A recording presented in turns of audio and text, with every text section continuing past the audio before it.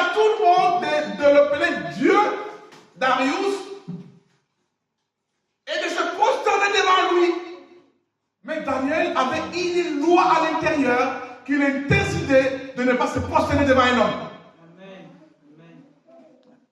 Pour ne pas trahir la loi de son Dieu, il a violé l'ordre du roi. Pour obéir à la loi de son Dieu.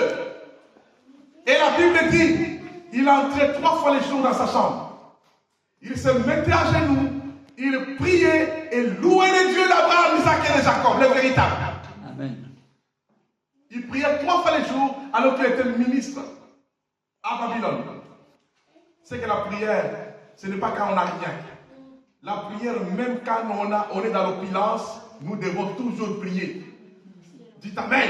Amen. Il priait 3 fois les jours. Et on est allé accuser auprès du roi. Roi, nous avons vu Daniel violer toutes tes lois. On a vu prier un autre Dieu que toi. On a demandé de ramener Daniel devant le roi. Est-ce que les choses qu'il dit c'est vrai ou faux? Il dit, roi, j'ai une loi dans mon cœur de ne pas se prosterner devant un homme et un autre Dieu. Dans ce cas-là, tu seras jeté dans la fosse au lion. Une fosse au lion affamée 3 jours. Tout le monde était déterminé à voir mourir Daniel dans une fosse.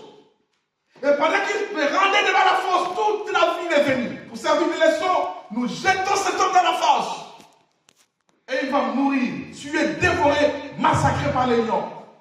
On amène Daniel dans la fosse. Avant de les jeter, le roi dit à Daniel, oh Daniel, laisse que le Dieu que toi tu sers, qui te délivre des lions. On a ouvert, n'est-ce pas, la fosse, on a jeté Daniel dans cette fosse au lion. On a fermé, on a scellé, pour qu'il ne puisse avoir aucune chance. Tout le monde est parti. Et le matin, le roi dit, je vais aller voir même le reste de ces messieurs-là. Il est venu jusqu'à la fosse. Daniel, Daniel, est-ce que ton Dieu que tu sais ne t'a-t-il pas délivré de la fosse au lion? Il a passé toute la nuit là-bas.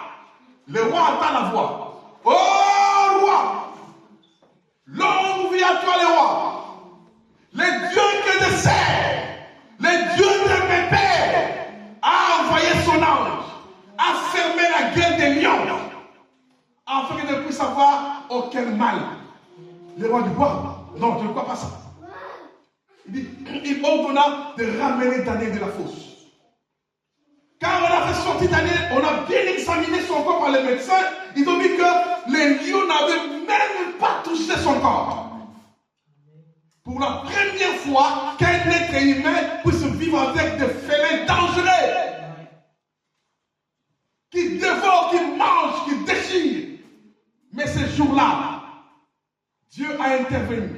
Bien-aimé, si tu es avec Dieu, Dieu va faire de façon qu'il te oint pour que tu puisses vivre avec des lions et les ours.